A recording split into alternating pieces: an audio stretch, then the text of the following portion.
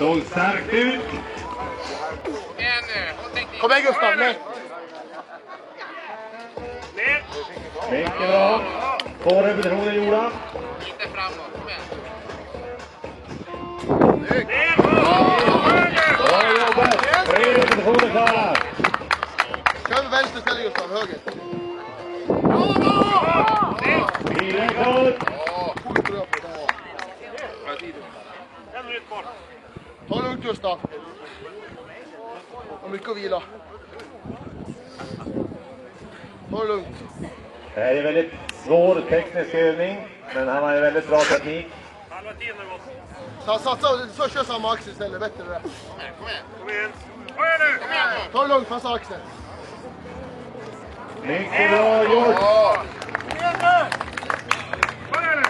Ta det lugnt Gustav, ta det lugnt. Kom igen, nu kör vi. Kom igen. Ta det lugnt, pressa inte. Mycket bra. 15 sekunder kvar. Ta det lugnt, ta det lugnt. Ta det lugnt Gustav, ta det lugnt. Kom igen. Mycket bra jobbat. 5 sekunder kvar. Kom igen nu. Kom igen.